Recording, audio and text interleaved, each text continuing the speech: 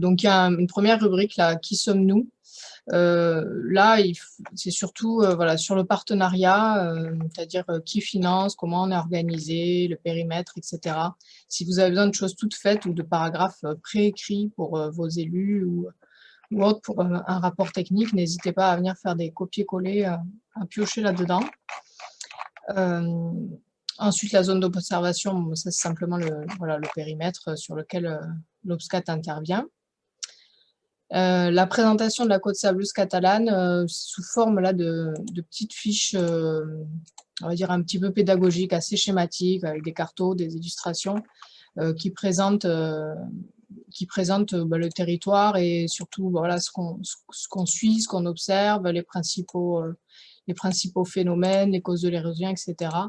Donc voilà, vous pouvez naviguer, vous pouvez les télécharger et vous en servir aussi si besoin. Et si vous avez beaucoup de temps, vous pouvez même voilà, réaliser le petit quiz en ligne qui est ici. C'est un petit quiz Google pour voir si vous avez tout bien compris de la côte catalane et de son fonctionnement. Ensuite, il y a les actualités qui sont ici. Alors, normalement, toutes ces actualités, ce n'est pas des choses que vous apprendrez spécialement en regardant le site, puisque vous connaissez, vous faites partie du dispositif, donc vous aurez les infos en temps voulu. Mais voilà, elles sont relayées ici, en tout cas, en plus de la page Facebook. On a une rubrique rapport. Et là, c'est tous les livrables validés de l'OBSCAT qui sont publiés ici, que ce soit les rapports d'expertise un peu longs, ou les fiches de synthèse, sinon voilà, les posters, les supports des conférences grand public, etc. Donc vous pouvez y aller, télécharger et exploiter, bien sûr. Et ensuite, on a notre fameuse rubrique ressources, qui en fait est la plus importante et c'est aussi celle qui est la plus visitée hein, quand on fait les stats du site. Donc le glossaire et la bibliographie, je passe. La photothèque, donc vous la connaissez peut-être, c'est toutes les photos qui sont prises sur le terrain. Vous pouvez aller les voir et bien sûr les utiliser, les télécharger. Normalement, il y a à chaque fois la date et la géolocalisation. Voilà, il suffit de citer la source OBSCAT et puis l'année et c'est bon. Il y a aussi l'onglet qui permet d'aller voir les webcams, donc en tout cas 2 des webcams, donc celle du Raku et celle du Barcarès. Par exemple, au Raku, ben, voilà, ça se présente comme ça. Il faut simplement voilà, cliquer sur le lien et puis après vous pouvez aller naviguer dans les archives, par exemple 2020. Ben, si on veut voir la tête de la plage du Raku le 22 octobre 2020, ben, on peut. Ah ben non, on ne peut pas. Alors je vais prendre une autre date. Voilà, par exemple, voilà, le 2 août. Voilà, donc vous avez accès aux images en fait. Hein. Voilà. Pour tout ce qui est ressources, et donc ce qui nous intéresse aujourd'hui, c'est surtout la cartographie. Voilà, donc quand vous allez dans l'onglet ressources, vous pouvez cliquer sur cartographie, et là, donc il y a cet aperçu qui s'affiche, mais moi je vous conseille de cliquer sur le lien ici, là, interface cartographique. Comme ça, vous avez voilà, tout qui s'affiche en grand et c'est plus facile. J'ai mis un manuel d'utilisation qui est là. Donc, ça sera un peu un pense-bête si jamais voilà, vous avez loupé une manip. Donc, je vais le suivre à peu près. Alors, vous arrivez sur cette interface cartographique ici. Donc, ici, nous avons notre emprise OBSCAT. Et bon, l'idée, c'est vite d'aller voir quelles données dont on dispose sur ce site. Ici, en haut à gauche, vous avez comme un petit organigramme. En fait, ça veut dire que c'est voilà, là que vous pouvez cliquer pour accéder aux données. Donc, sur ces données, en fait, on a une première rubrique ici qui s'appelle « Jeu de données ». Si jamais elle est fermée, vous pouvez la déployer comme ça avec le petit onglet sur le côté. Et donc là, l'idée, c'est de voir, en fonction de ce que vous avez besoin, vous cochez ou décochez tout simplement soit un bloc de données en entier, soit seulement une donnée. Par exemple, sur les orthophotos, c'est peut-être un peu lourd d'activer tous les fonds de carte. Moi, par défaut, là, c'est le fond de carte de 2015 qui est affiché. mais on peut en afficher d'autres. Ensuite, vous avez tout ce qui est limite, la localisation des suivis, les modèles numériques de terrain, les positions de trait de côte et les résultats des transects de végétation. Voilà, donc tout ça, c'est produit par l'OBSCAT.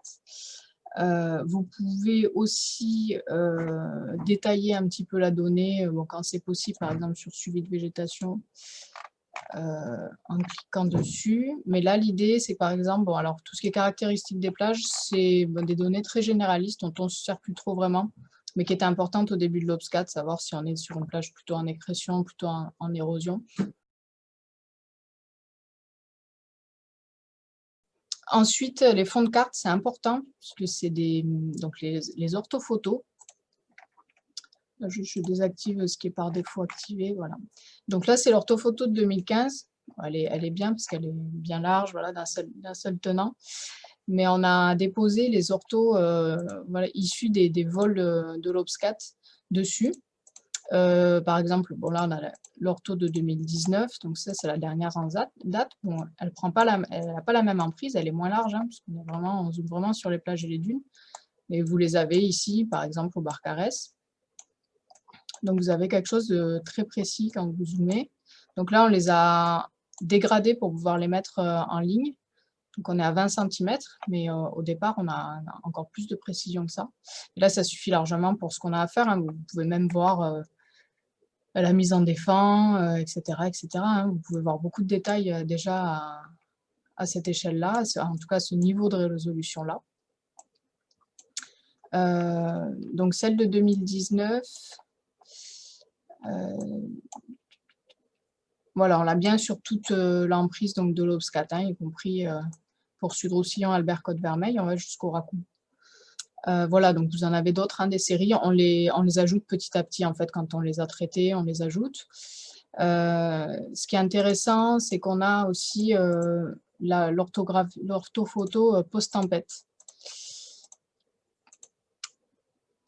de mars 2018. Alors là, on l'a simplement sur l'emprise jusqu'à Canet. Alors, ça s'affiche.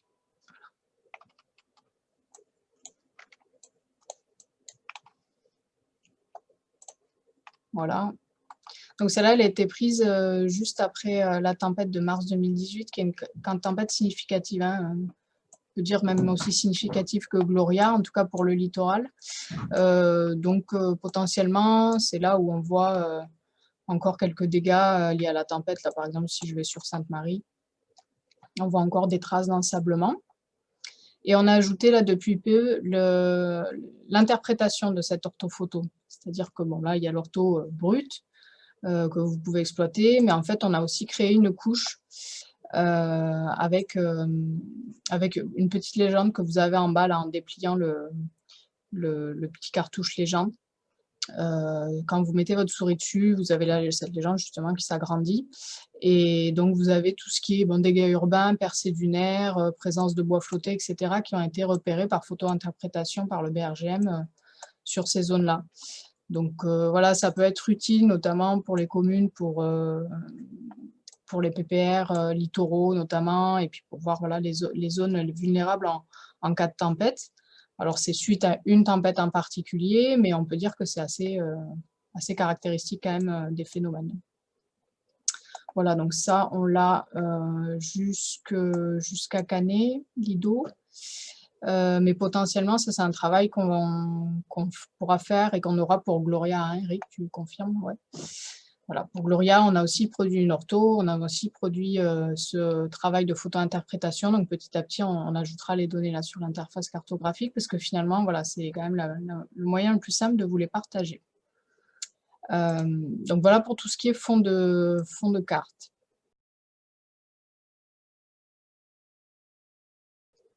Ensuite, vous avez les limites de communes, les limites de sous-cellules, et le linéaire côtier à chaque fois concerné pour la commune. Bon, voilà, si vous avez des indicateurs à faire là-dessus.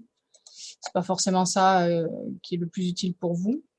Ensuite, on a la localisation des suivis en fonction de vos projets. Ça peut être intéressant si vous avez besoin de savoir s'il y a un profil juste en face de votre projet ou pas. Alors ça, c'est les profils historiques, hein, c'est-à-dire c'est les profils des services de l'État qui ont été suivis pendant plusieurs années. Et aujourd'hui, le BRGM les reprend lors de ses campagnes d'acquisition régulières.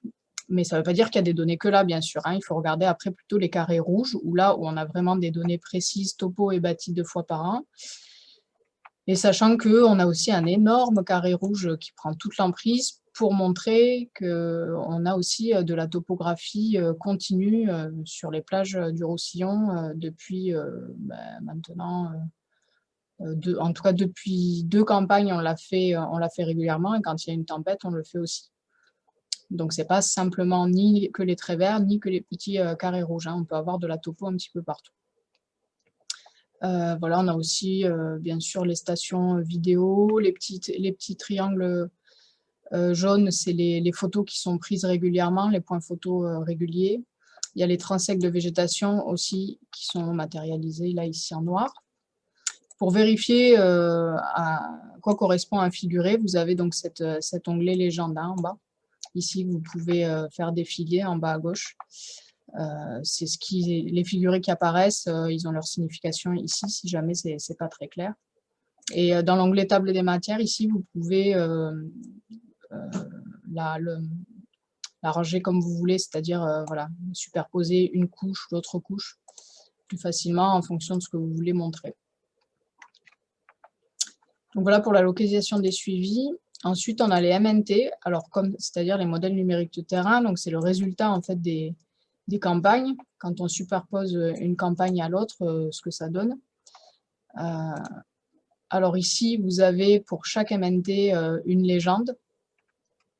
Après, ça demande peut-être un petit peu d'interprétation, et pour tout ce qui est vraiment MNT, à moins que voilà, vous sachiez vraiment l'interpréter, vous pouvez aller dans les rapports d'expertise ou dans les fiches de synthèse OBSCAT, et là, ils sont interprétés et vous avez un petit peu plus de détails. Donc voilà, donc ça, si c'est trop, si c'est un peu trop technique, n'hésitez pas à nous demander. Mais l'idée, c'est aussi de savoir où est-ce qu'il y a des données, quoi. On s'aperçoit que sur certains secteurs, voilà, on a des données depuis longtemps, depuis 2013, hein, par exemple, ici à Toreil, on a 2013, on a 2014, voilà, là, on a mis jusqu'à 2018, mais voilà, on va continuer à amender avec les dernières campagnes. Après, ce qui potentiellement vous intéresse le plus, ça va être les positions de trait de côte.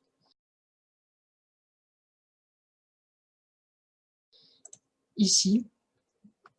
Alors là, la fonctionnalité de la légende va vous aider, puisque c'est quand même plus clair ici de voir à quoi correspond quelle couleur pour quelle campagne. Parce qu'on a des petites étiquettes là, mais bon, parfois elles sautent un peu. Ça dépend un petit peu de ce qui a été paramétré derrière. Et donc ici, donc vous avez tous ces traits de côte. Ce que je vous conseille, si vous avez vraiment envie de superposer 2 situations et de les comparer, c'est quand même faire attention aux dates. En fait, elles sont ici hein, dans la légende. Trait de côte 2013-10, ça veut dire octobre 2013. Donc, toujours essayer de comparer un automne avec un automne, un printemps avec un printemps si possible, sauf si vous voulez voir l'impact de l'hiver sur le trait de côte, hein, bien sûr. Voilà, bon, par exemple, ici, un petit bout de 2020 pour le Barcarès, parce que justement, le service urbanisme en avait besoin, donc on l'a mis directement à disposition ici. Voilà,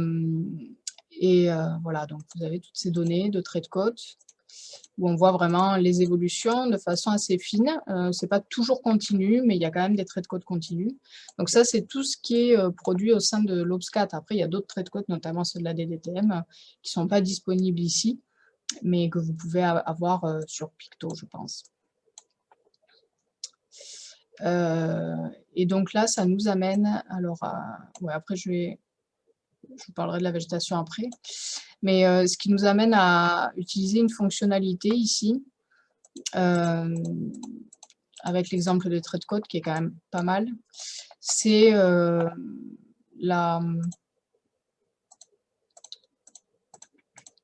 les mesures. Par exemple, ici, on peut mesurer la différence de position de trait de côte. Donc, en haut à droite, vous avez des petites fonctionnalités. Donc, en haut à droite de l'écran, Et vous avez notamment une fonctionnalité mesure. Et si vous cliquez sur ligne, vous pouvez cliquer où vous voulez. Par exemple, là, je clique sur mon trait de code de septembre 2015 et ensuite sur mon trait de code de septembre 2017. Et donc, vous avez cette petite mesure qui s'affiche là, en l'occurrence, 12,66 m. Et en faisant un clic droit, vous arrêtez de mesurer et vous fixez votre mesure là-dessus. Et vous pouvez aussi, en cliquant là, toujours sur le menu à droite, toujours dans le même menu déroulant, sur afficher les mesures. Et ça vous affiche là où vous êtes en coordonnées, là, et puis la longueur que vous avez mesurée. Vous pouvez l'exporter voilà, pour le sauvegarder si vous avez besoin. Donc ça, vous pouvez le faire aussi. Bon, il y a aussi point, polygone et cercle. Bon, c'est par exemple un cercle, vous pouvez vous amuser à calculer un périmètre autour d'un cercle, etc. Mais je pense que pour vous, c'est quand même la ligne le plus important. Donc ensuite, pour revenir à zéro et enlever toutes vos mesures et passer à d'autres mesures, il suffit de cliquer sur vider ou sur supprimer ou éditer si vous voulez modifier un des deux points de mesure, le début ou la fin. Mais en tout cas, c'est intéressant parce que vous pouvez, sur un point particulier, très rapidement, sans ouvrir de logiciel lourd ou de logiciel SIG, vous pouvez mesurer une évolution, voilà, si vous avez vraiment besoin d'une donnée. Donc, n'hésitez pas à l'exploiter, cet outil. C'est voilà, un des plus intéressants sur les zones où on a ces données-là. Alors, j'ai une petite question. Oui. Sur les traits de côte, là, il n'y a pas d'interprétation, c'est vraiment une mesure qui a été faite à un instant T et qui donne la position du trait de côte. Je pense à ça parce que je sais que sur certaines communes, il y a des rechargements qui peuvent être faits pendant les périodes de juin et que du coup, la mesure de septembre peut dire, tiens, j'ai eu un trait de côte qui s'est avancé, mais finalement, c'est lié à un rechargement de plage ou lié à une intervention humaine. C'est vraiment, il n'y a pas d'interprétation derrière. Non, là, il n'y a pas d'interprétation. C'est la donnée, alors quand même traitée, hein, c'est-à-dire que le BRGM ne prend pas la donnée, ne la balance pas directement sur l'interface Carto. Il y a quand même un contrôle qualité de la donnée, bien sûr, pour voir s'il n'y a pas de bug ou si on n'a pas décroché le GPS à un moment. Enfin, voilà. Mais ça reste la ligne entre la terre et entre la plage et la mer à un instant T. Donc là, on a le mois, on n'a pas voulu surcharger, mais on pourrait avoir le jour, hein, et même peut-être l'heure, normalement. Mais l'idée, c'est que les campagnes de printemps, voilà, nous, on les fait avant les rechargements. Souvent, c'est mai-juin, les rechargements. Et effectivement, en septembre, octobre, on a une situation après l'été. En septembre, octobre, on a quand même une situation vraiment après l'été, après, on va dire, les houles constructives d'été. On a quand même quelque chose, des mouvements entre le moment où c'est rechargé en juin et septembre, c'est-à-dire l'été est passé par là. Et donc voilà, ça ne va pas être juste, on ne considère pas que septembre-octobre, c'est vraiment post-rechargement, c'est vraiment après l'été. Mais effectivement, voilà, il y a ça à prendre en compte. C'est pour ça que quand on a un doute ou quand on ne sait pas trop, il vaut mieux aller se référer à la fiche de synthèse de l'année qui nous intéresse pour voir l'interprétation, les surfaces gagnées de plage, surfaces gagnées ou perdues. Et parce que nous, en plus, sur les fiches ou sur les rapports d'expertise, on l'écrit quand il y a eu rechargement ou pas, si ça a perturbé, ou est-ce que voilà, pour préciser tout ça.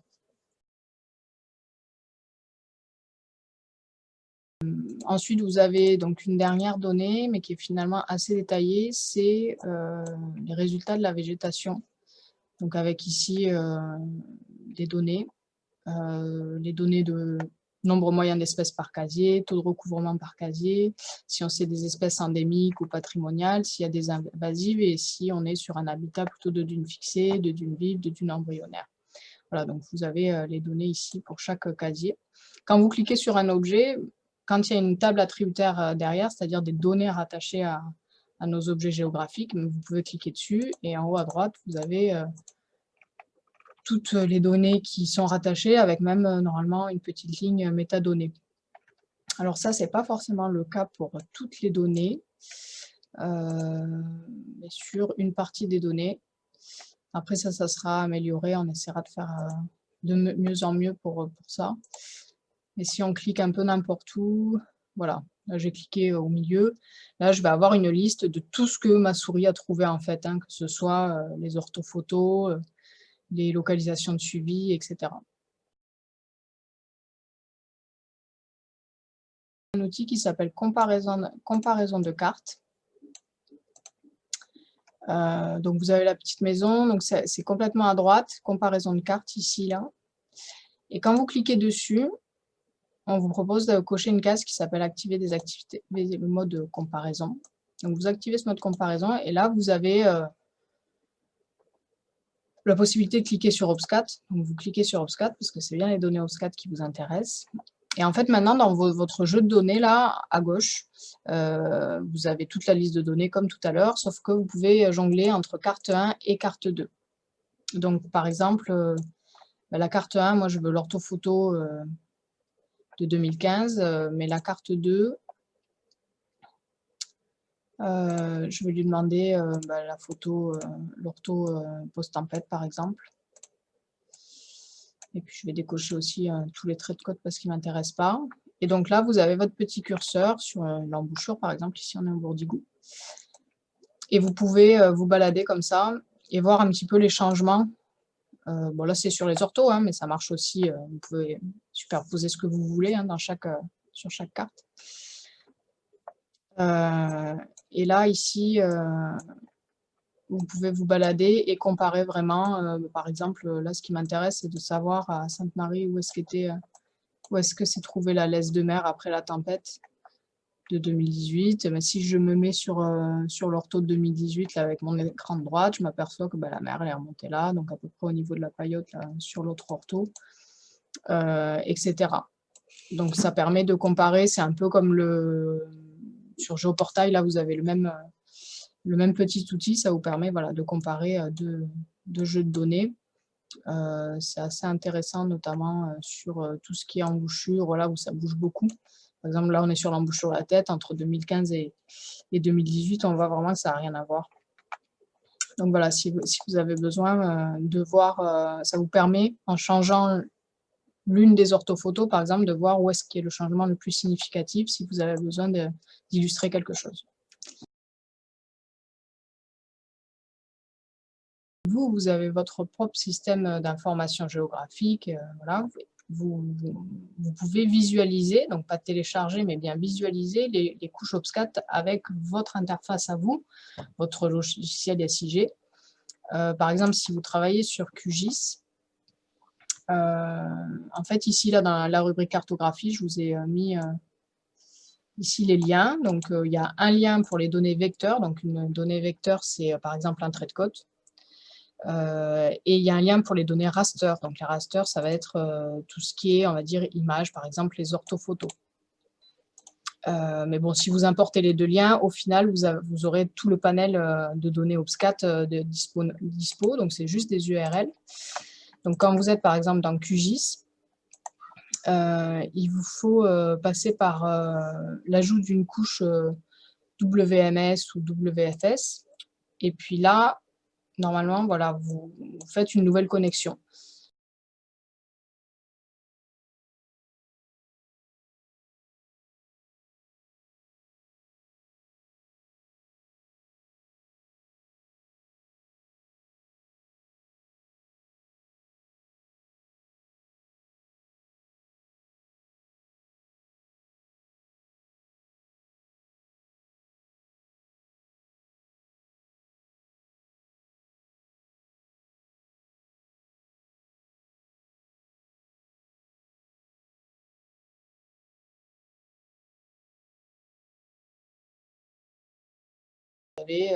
Vous pouvez aller cliquer sur les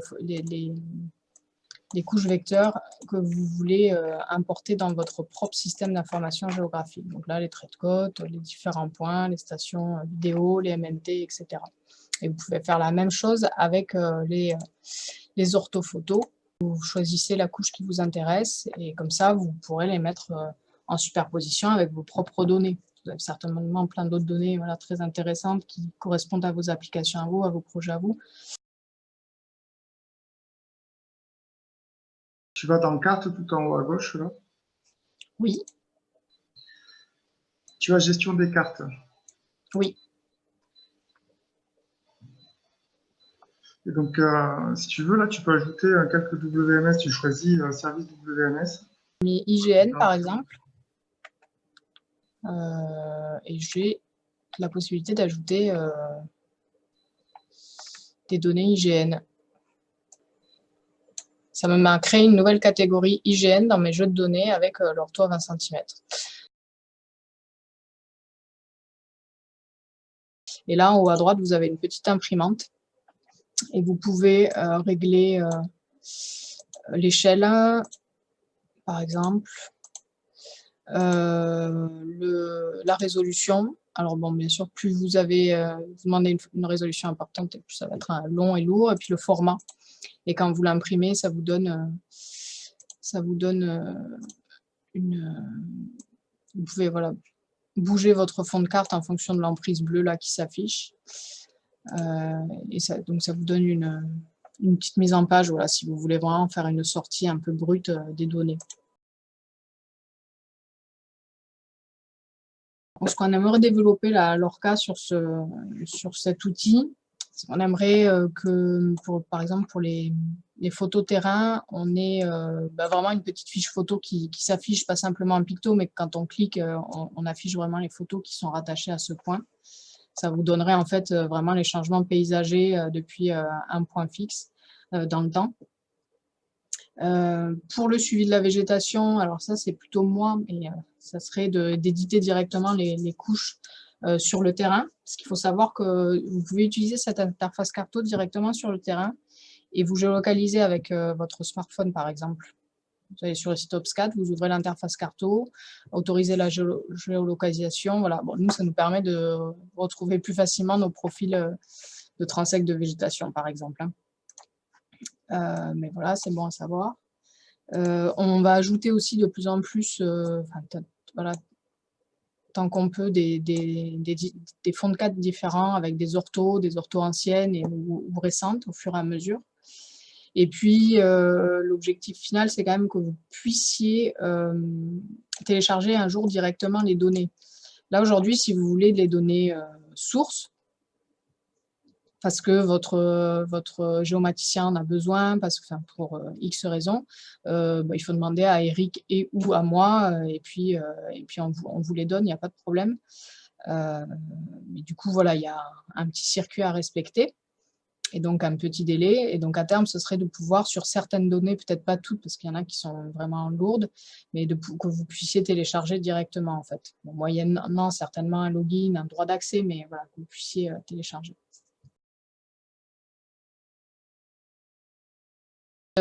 Toujours sur cette page cartographie du site OBSCAT, vous avez ce qu'on appelle une carte thématique, c'est-à-dire les cartes, elles sont déjà toutes faites. Alors, c'est des cartes assez généralistes, hein. Vous n'aurez pas forcément ce qui vous intéresse sur votre secteur de projet, mais vous avez par exemple les unités sédimentaires d'Occitanie, voilà, si vous voulez la carte, l'unité sédimentaire du Roussillon avec une carte vraiment générale, localisation des suivis, etc. Par exemple, les suivis du cycle 3, si vous n'avez pas envie d'aller dans l'interface Carto, de cocher, décocher pour voir où est-ce qu'on a des suivis OBSCAT sur le littoral, et s'il y en a sur votre territoire. Celle-là, voilà, elle est toute faite. C'est des cartes un petit peu généralistes. Vous n'avez qu'à la prendre et la mettre dans votre document, voilà, si besoin. Et il y a aussi quelques résultats. Alors, c'est en cours de complément. Hein, là, je n'ai pas encore tout mis. Mais voilà, ce qui est validé est là. Par exemple, la synthèse des épaisseurs de sédiments 2017-2018. Elle est ici. Donc, c'est les fichiers, après, vous pouvez télécharger, hein, tout simplement. Voilà, ça vous donne une idée des résultats. Là, c'est encore entre Canet et le 4, hein, puisqu'on n'a pas encore publié les résultats du sud de l'unité. En tout cas, voilà, vous avez des cartes, on va dire, déjà toutes faites, avec de l'information et de la donnée digérée, qu'on retrouve aussi dans les rapports d'expertise, dans les fiches de synthèse. Mais en tout cas, voilà, là, elles sont centralisées ici, que ce soit sur les localisations, sur les résultats. On va essayer d'étoffer un petit peu cette rubrique. Et puis à terme, quand on remodèlera un petit peu le site OBSCAT, ce sera là aussi sûrement mieux présenté.